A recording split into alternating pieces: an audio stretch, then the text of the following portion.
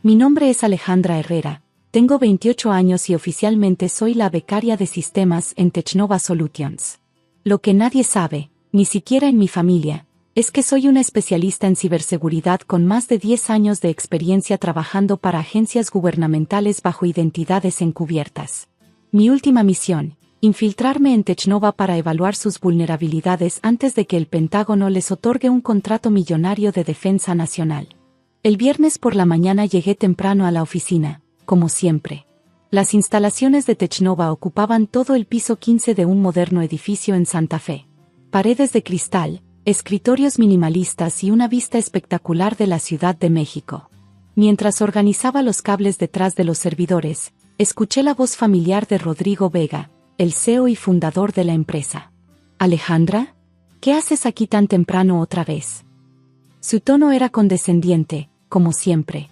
A los 35 años, Rodrigo se creía el genio de la tecnología mexicana. Había fundado Technova a los 25 con dinero de su familia y desde entonces presumía ser el próximo Steve Jobs latinoamericano. «Buenos días, señor Vega. Solo revisando las conexiones de red como me pidió ayer», respondí manteniendo mi voz suave y sumisa. Durante los 3 meses que llevaba en la empresa, había perfeccionado mi papel de becaria insegura y algo torpe. «Bien, bien. Recuerda que hoy tenemos la junta con los inversionistas del Pentágono. No quiero que te vean por ahí haciendo preguntas tontas o tocando cosas que no entiendes». Asentí tímidamente. «Por supuesto, señor Vega. Me quedaré en el área de servidores». Lo que Rodrigo no sabía era que durante esos 3 meses había estado mapeando cada vulnerabilidad de su sistema. Su empresa manejaba datos clasificados de múltiples agencias gubernamentales, pero su seguridad era un desastre. Contraseñas débiles, actualizaciones atrasadas, y lo peor de todo, Rodrigo había instalado un acceso remoto no autorizado que le permitía espiar las comunicaciones de sus propios clientes. La junta estaba programada para las 10 de la mañana. Desde mi estación de trabajo en el cuarto de servidores, podía escuchar todo a través del sistema de intercomunicación que había accidentalmente activado la semana anterior.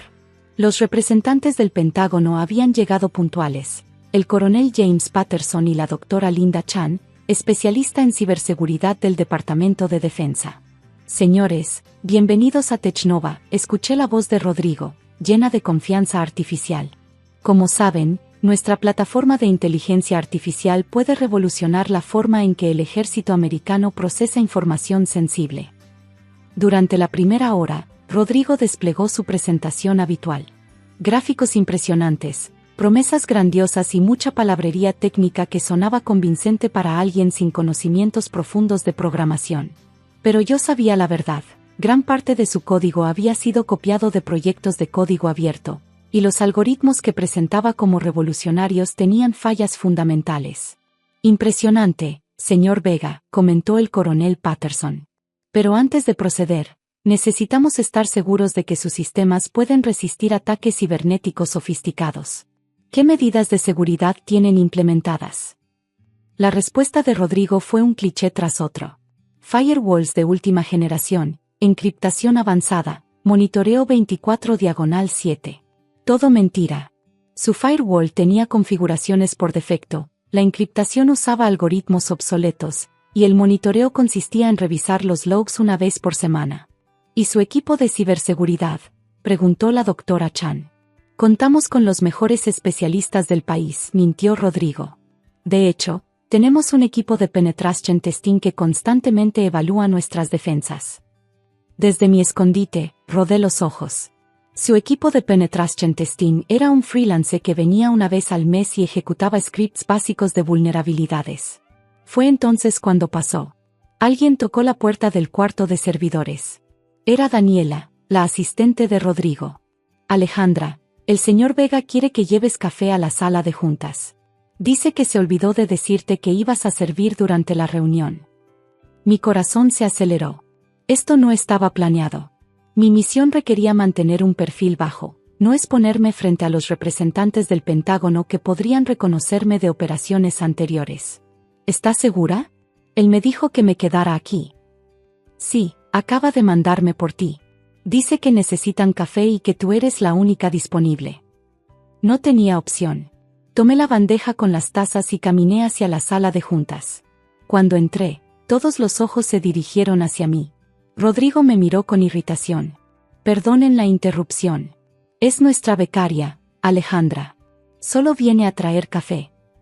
Mantuve la cabeza baja mientras servía las tazas, pero pude sentir la mirada analítica de la doctora Chan siguiendo cada uno de mis movimientos. Cuando llegué a su lugar, murmuró un gracias casi inaudible. ¿Becaria?, preguntó el coronel Patterson. ¿En qué área trabaja? Oh, ella no trabaja en nada importante, respondió Rodrigo con una sonrisa despectiva. Solo organiza cables y hace tareas básicas de mantenimiento. Es estudiante de universidad, ¿verdad, Alejandra? Sí, señor, murmuré, sintiendo como mi cara se enrojecía de forma genuina. No de vergüenza, sino de ira contenida. De hecho, continuó Rodrigo, claramente disfrutando el momento, hace unas semanas me preguntó sobre programación. Le expliqué que eso estaba muy por encima de su nivel académico. El coronel Patterson rió. Bueno, todos empezamos desde abajo. Es cierto, añadió la doctora Chan, pero su voz sonaba extraña. ¿Qué estudias, Alejandra? Antes de que pudiera responder, Rodrigo interrumpió. Sistemas básicos en una universidad pública. Nada del nivel que manejamos aquí. Ya veo, murmuró la doctora Chan, sus ojos fijos en mí. Terminé de servir el café y me dirigí hacia la puerta. Pero entonces Rodrigo decidió dar el golpe final. Espera, Alejandra. Ya que estás aquí, ¿por qué no les cuentas a nuestros invitados sobre tu gran proyecto de la universidad? Mi estómago se tensó. La semana anterior había cometido el error de mencionarle que estaba trabajando en un proyecto sobre vulnerabilidades de red para una clase ficticia. No es nada importante, señor Vega. Vamos. No seas modesta. Cuéntales sobre tu investigación en ciberseguridad. El silencio en la sala era ensordecedor. Podía sentir la diversión maliciosa de Rodrigo y la incomodidad de los representantes del Pentágono. Es solo un proyecto estudiantil sobre vulnerabilidades básicas, murmuré. Rodrigo soltó una carcajada. ¿Escucharon eso? Vulnerabilidades básicas. Es como si un niño de primaria tratara de explicar física cuántica. Es solo una becaria que organiza cables, no sabe de programación real. Las palabras me golpearon como una bofetada. Durante 3 meses había soportado su condescendencia, pero esto era diferente. Me estaba humillando frente a representantes del mismo gobierno para el que trabajaba. Tiene razón, soy muy nueva en esto, respondí tímidamente, apretando la bandeja entre mis manos. Exactamente. Por eso es importante conocer nuestras limitaciones, ¿verdad? Rodrigo se dirigió a sus invitados. En Technova creemos en dar oportunidades a jóvenes, pero también en mantener las responsabilidades apropiadas para cada nivel. Salí de la sala con las mejillas ardiendo. No de vergüenza, sino de una furia fría y calculadora. Rodrigo Vega acababa de cometer el error más grande de su vida. De regreso en el cuarto de servidores, saqué mi laptop personal y comencé a trabajar. Durante los siguientes 3 días, documenté cada vulnerabilidad que había encontrado en los sistemas de Technova. Pero no me detuve ahí. Comencé a rastrear las actividades ilegales de Rodrigo, el acceso no autorizado a datos gubernamentales, la venta de información a competidores, y lo más grave, los contratos con empresas chinas que estaban en la lista negra del Departamento de Seguridad Nacional. El lunes por la mañana, llegué temprano como siempre. Rodrigo estaba en su oficina, probablemente celebrando el contrato preliminar que había conseguido con el Pentágono el viernes. Lo que no sabía era que durante el fin de semana, había activado la fase final de mi operación. A las 9:30 de la mañana, Rodrigo encendió su computadora para revisar sus correos matutinos. Pero en lugar de su escritorio habitual, apareció una pantalla negra con un mensaje en letras verdes. Estimado señor Vega, soy la hacker que el Pentágono contrató para probar su seguridad. Como puede ver, sus sistemas son completamente vulnerables. Este mensaje es prueba de que alguien con las habilidades adecuadas puede acceder a cualquier información en su red. Tiene 24 horas para presentarse en las oficinas del Departamento de Seguridad Nacional. Atentamente, Fantasma-7. El grito de Rodrigo se escuchó por toda la oficina. Corrió hacia el cuarto de servidores donde yo estaba revisando cables como siempre. Alejandra, ¿has visto algo extraño en los sistemas? No, señor Vega. ¿Pasó algo? Su cara estaba roja de pánico. Alguien hackeó mi computadora. ¿En serio? ¿Quiere que llame al técnico en sistemas? No. Esto es un desastre. Durante las siguientes horas, Rodrigo intentó desesperadamente contactar a especialistas en ciberseguridad. Pero cada vez que alguien llegaba a revisar sus sistemas, encontraba más evidencia de las actividades ilegales que yo había documentado. Sus contraseñas habían sido cambiadas, sus archivos más sensibles habían desaparecido, y peor aún, toda la información comprometedora sobre sus tratos con empresas extranjeras había sido enviada automáticamente a las autoridades correspondientes. A las 2 de la tarde, 3 hombres de traje llegaron a las oficinas de Technova. Reconocí inmediatamente a uno de ellos, el agente especial Marcus Thompson del FBI, con quien había trabajado en operaciones anteriores. Se dirigieron directamente a la oficina de Rodrigo. Señor Vega, somos del FBI. Necesitamos que venga con nosotros para responder algunas preguntas sobre actividades de espionaje industrial y violación de contratos gubernamentales. Desde mi estación de trabajo, pude ver cómo Rodrigo era escoltado fuera del edificio. Sus empleados se quedaron en estado de shock, sin entender qué había pasado con su genio CEO. Esa tarde, recibí una llamada en mi teléfono personal. Alejandra, habla la doctora Chan. Creo que necesitamos conversar. Nos encontramos en un café cerca de las oficinas. Linda Chan me estudió cuidadosamente antes de hablar. Sabía que te había visto antes. Operación Black Swan, ¿verdad? Eras la especialista que infiltró la red de hackers rusos. Sonreí por primera vez en meses. Doctora Chan, un placer verla nuevamente. Fantasma-7, supongo. Deberías haber visto la cara del coronel Patterson cuando le expliqué quién eras realmente. Casi se ahoga con su café. La misión estaba programada para durar 6 meses, pero Vega aceleró las cosas con su pequeño espectáculo del viernes. Ese idiota no tenía idea de que estaba humillando a una de las mejores hackers éticas del país. Los archivos que enviaste al Departamento de Justicia son devastadores. Espionaje industrial, venta de información clasificada, contratos ilegales con entidades extranjeras. Vega va a pasar los próximos 10 años en prisión federal. 2 semanas después, Technova fue oficialmente cerrada por el FBI. Sus empleados fueron reubicados en otras empresas, y toda la tecnología desarrollada fue confiscada como evidencia. Rodrigo Vega fue arrestado formalmente por múltiples cargos federales. El caso se convirtió en noticia nacional. El CEO que cayó por subestimar a una becaria. Por supuesto, mi verdadera identidad nunca fue revelada. Para el público, yo era simplemente una estudiante universitaria que notó irregularidades y las reportó a las autoridades. 3 meses después, recibí una nueva asignación. Esta vez en una empresa de biotecnología en Guadalajara. Mi nueva identidad, técnica en laboratorio recién graduada. Mientras empacaba mis cosas para la mudanza, encontré una foto que había tomado el día de la humillante junta. En ella se veía a Rodrigo sonriendo arrogantemente mientras yo servía café en el fondo. La guardé como recordatorio. En mi línea de trabajo, la gente siempre subestima a quienes consideran inferiores. Rodrigo Vega aprendió de la manera más dura que las apariencias pueden ser mortalmente engañosas. Ahora, cuando la gente me pregunta qué hago para vivir, simplemente sonrío y digo, trabajo con computadoras. Es técnicamente cierto, después de todo.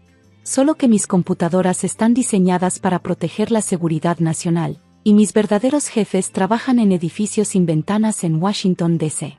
El error de Rodrigo no fue solo subestimarme. Fue presumir de crímenes frente a la persona equivocada en el momento equivocado. A veces la justicia llega cuando menos la esperas, y a veces viene disfrazada de becaria tímida con una bandeja de café. Mi nombre es Ana Sofía González. Tengo 42 años y soy magistrada del Tribunal Superior de Justicia especializada en Derecho Corporativo y Financiero. Para mi familia, específicamente para mi tío político Eduardo Ramírez, soy simplemente la secretaria que trabaja en los juzgados y que nunca logró hacer algo importante con su vida. Lo que él no sabe es que durante los últimos 5 años he presidido algunos de los casos corporativos más complejos del país, incluyendo varios que involucran directamente sus empresas. La confusión comenzó hace 8 años cuando mi prima Lucía se casó con Eduardo, un empresario exitoso dueño de una cadena de restaurantes y varias propiedades comerciales. Durante la boda, cuando me presentaron como Ana, la que trabaja en el Poder Judicial, Eduardo inmediatamente asumió que era secretaria o auxiliar administrativa. Ah, qué bueno, había comentado con condescendencia. Es importante que las mujeres tengan trabajos estables, aunque no sean muy ambiciosos. Nunca me molesté en corregirlo. En esa época yo era jueza de primera instancia y acababa de terminar mi maestría en Derecho Corporativo. Mi trabajo requería absoluta discreción, y había aprendido que mantener un perfil bajo en reuniones sociales era no solo prudente sino necesario. El malentendido se solidificó durante las reuniones familiares subsecuentes. Eduardo siempre me preguntaba sobre el trabajo de oficina, y hacía comentarios sobre lo cómodo que debía ser tener un empleo gubernamental sin muchas responsabilidades. Debe ser relajante no tener que preocuparse por facturación o clientes, me decía mientras describía sus problemas empresariales. Tu trabajo debe ser muy rutinario. Lo irónico era que mientras él hablaba de sus complejos desafíos comerciales, yo había estado revisando casos que involucraban disputas corporativas 1000 veces más complicadas que administrar una cadena de restaurantes. Pero mantenía mi silencio profesional. Mi verdadero trabajo era fascinante y demandante.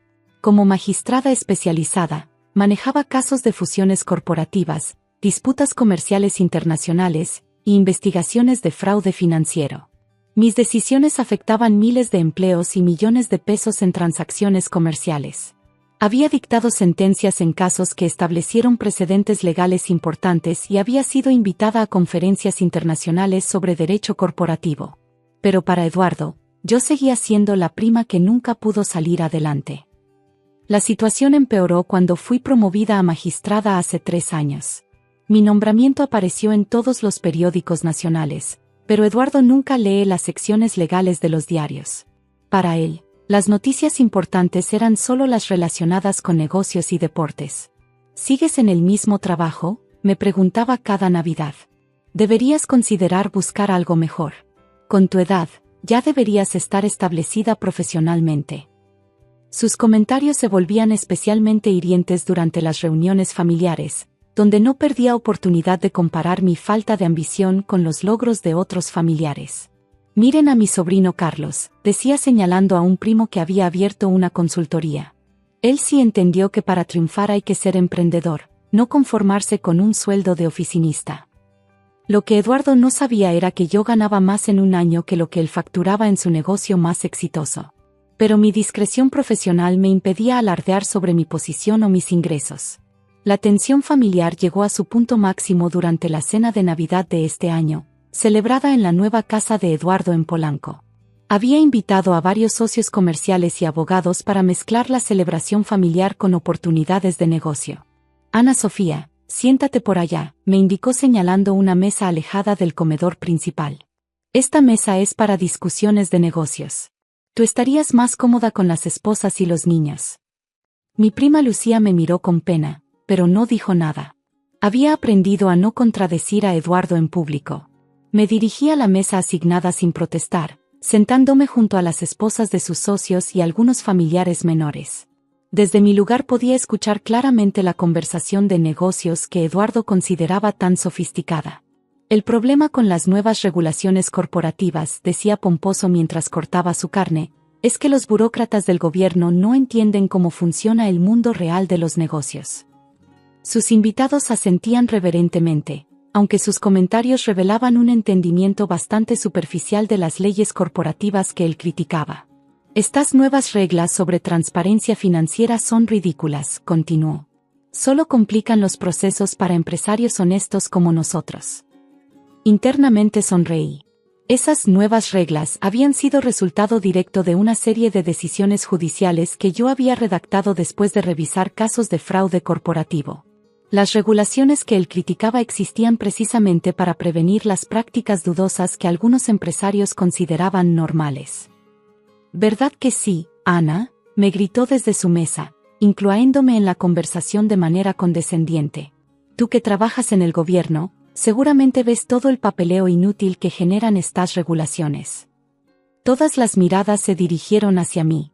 Eduardo claramente esperaba que confirmara su perspectiva desde mi posición de empleada gubernamental de bajo nivel.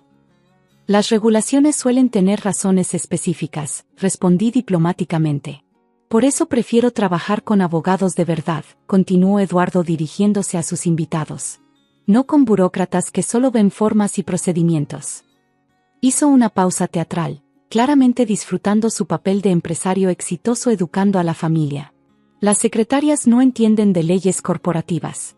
Es un mundo demasiado complejo para quien no ha estado en las trincheras de los negocios reales.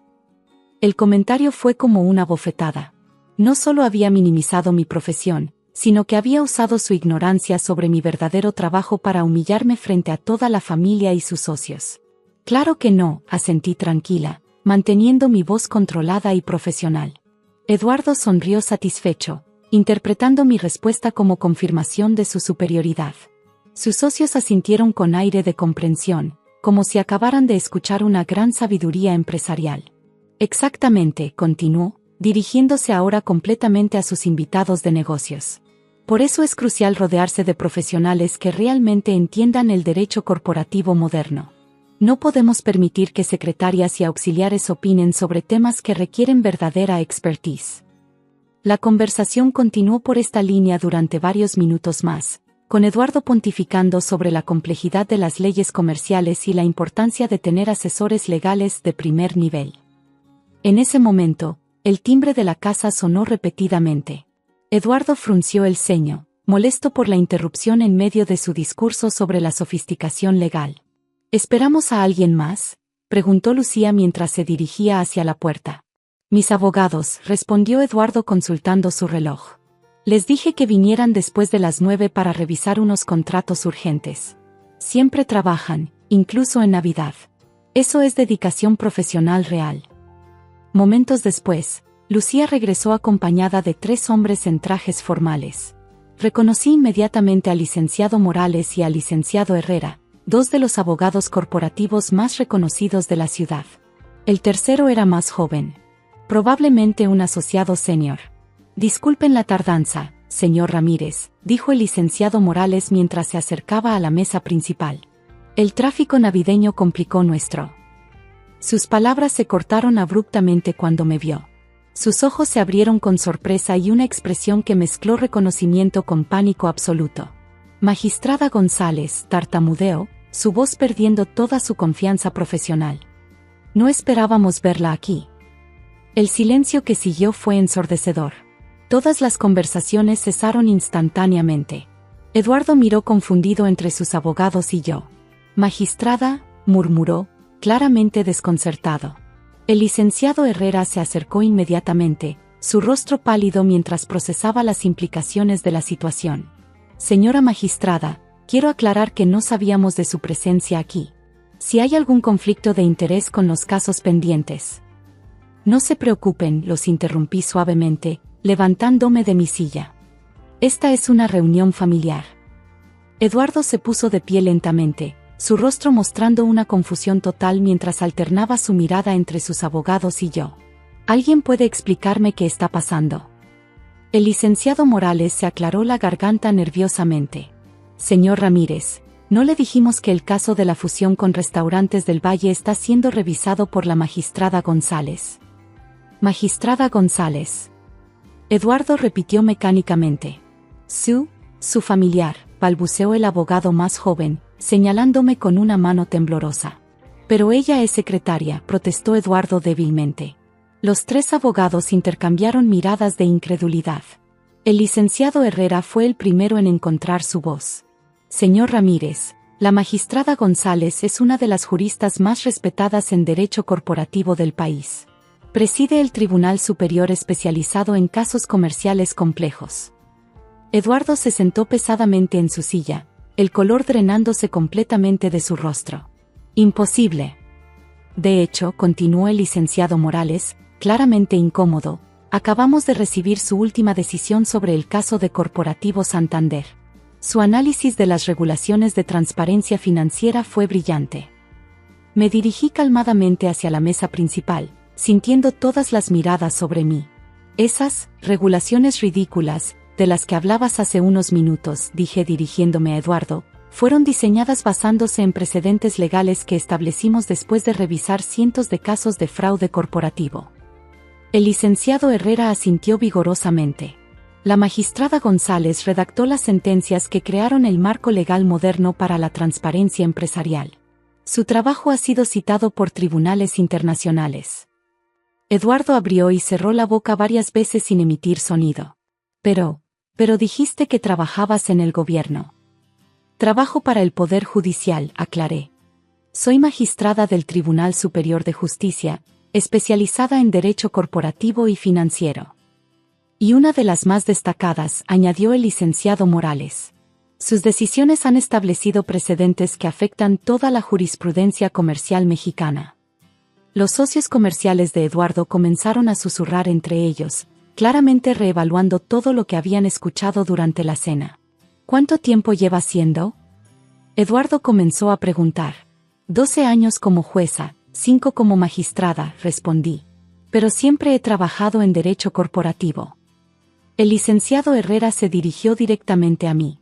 Magistrada, queremos disculparnos por cualquier cosa que hayamos dicho que pueda haberse interpretado como. No se preocupen, los tranquilicé. Entiendo que estaban en una reunión social. Eduardo finalmente encontró su voz, aunque sonaba pequeña y quebrada.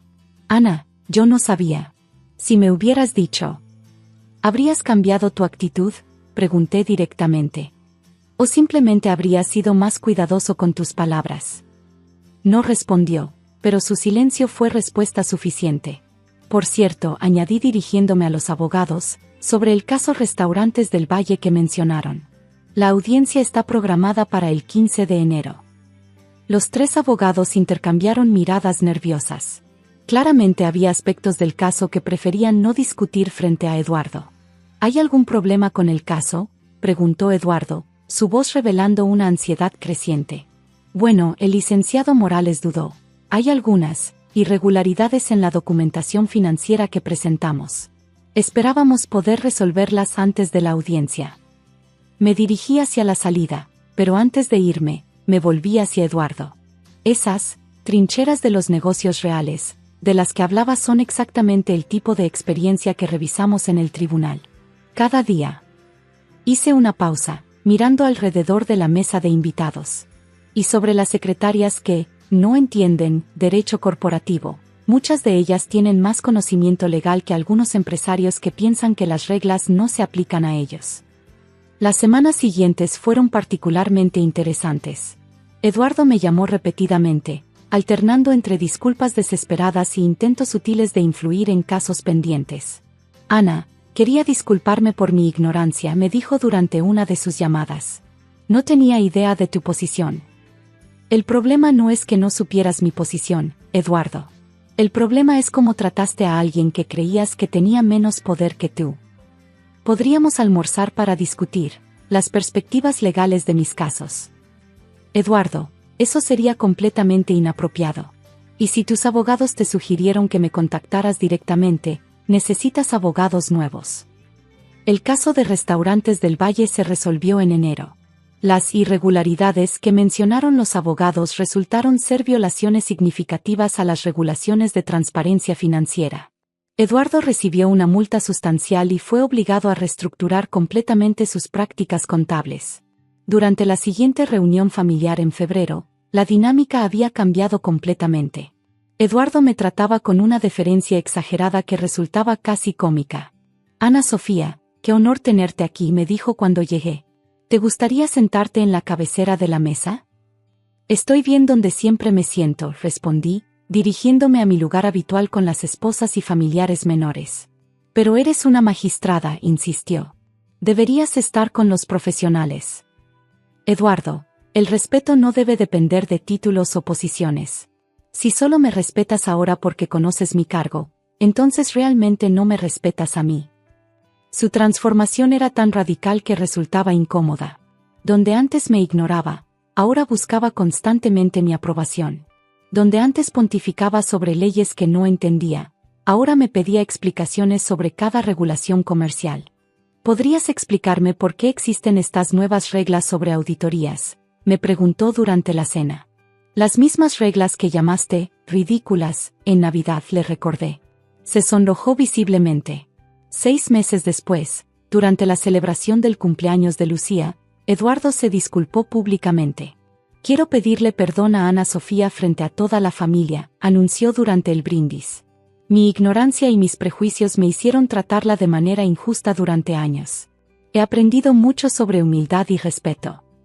La disculpa parecía sincera, aunque sabía que parte de su motivación era el temor de que yo manejara más casos relacionados con sus negocios. Te acepto la disculpa, Eduardo, respondí. Pero espero que hayas aprendido a tratar a todas las personas con respeto, no solo a aquellas cuyo poder conoces. Un año después, el cambio en Eduardo era genuino. Ya no categorizaba a las personas según su percepción de sus trabajos o posiciones sociales. Había desarrollado una humildad real y se había convertido en un empresario más ético. Ana Sofía, me dijo durante la Navidad del año siguiente, quería agradecerte por enseñarme una lección que necesitaba aprender. ¿Cuál? Que la verdadera sabiduría viene de reconocer cuanto no sabemos, especialmente sobre las personas que nos rodean. Ahora, cuando habla de regulaciones corporativas, lo hace con respeto y comprensión real. Ha transformado sus prácticas comerciales para cumplir no solo con la letra de la ley, sino con su espíritu. Y cada vez que alguien en reuniones familiares minimiza el trabajo de otra persona, Eduardo es el primero en recordar que las apariencias pueden engañar. La noche de aquella memorable cena navideña, mientras manejaba a casa, reflexioné sobre la ironía de la situación. Durante años, Eduardo había pontificado sobre derecho corporativo frente a la persona que literalmente escribía las reglas que él criticaba. Pero más importante aún, había aprendido que el respeto genuino no puede construirse sobre títulos o posiciones. Solo puede nacer del reconocimiento del valor inherente de cada persona, independientemente de lo que creamos saber sobre ellas.